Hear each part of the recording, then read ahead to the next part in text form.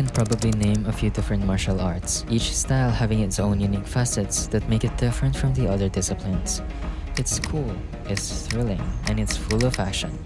Look for example, karate, judo, taekwondo, muay thai, kung fu, jiu-jitsu.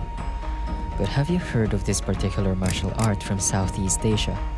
It's been around for over 1,000 years, passed through generations, and has evolved to what it is now. The arnis, or more appropriately, modern arnis, a Filipino martial art from the Philippines. It is known that this Filipino martial art was used way back during Magellan's time. They set foot onto the Philippines, fully armored, and were clearly superior in terms of equipment.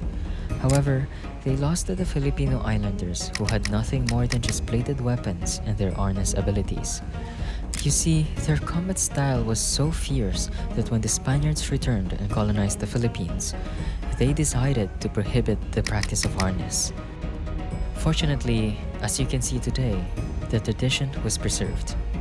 And throughout the years, the Filipino martial art evolved. In fact, the term arnis was initially known as kali by the native people during the Spanish rule, meaning long knife or sword, and was widely practiced throughout the archipelago. Years later, a man of great talents would take this Filipino martial art to the next level. On December 19, 1936, the late Remy Presas was born in the town of Hinigaran, Negros Occidental, Philippines. At such a young age of 6, he was already studying arnis with his father and other relatives. At the age of 14, he had his first stick fighting and won with one strike.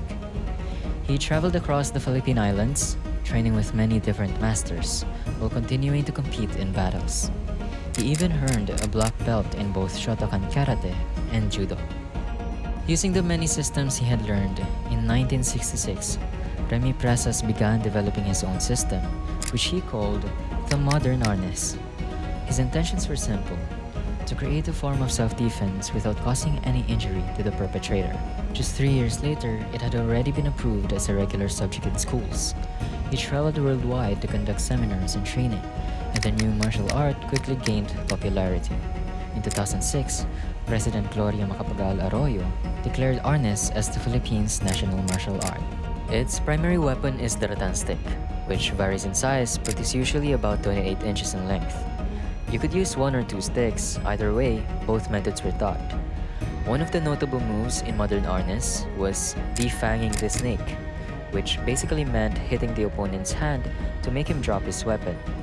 However, this discouraged students who found it painful, so Remy taught the method of hitting his stick to stick. This Filipino martial art, however, did not limit itself to using rattan sticks. It also included empty-hand self-defense training and espada y daga, or sword and dagger fighting. Unlike karate or taekwondo, modern arnis starts with weapons first, then transitions to empty hand, focusing more on fluid movements rather than rigid forms. Practitioners of modern arnis are also called asinadores, and some of the most well-known ones are Grandmaster Jerry de la Cruz, Arnold Narzo, Pepito Robas, and of course, the man himself, Remy Presas. It is important to know that this Filipino martial art became one of the Philippines' national identities and is currently being taught worldwide. Its relevance today is shown by its role in preserving the Filipino culture while adapting to modern needs.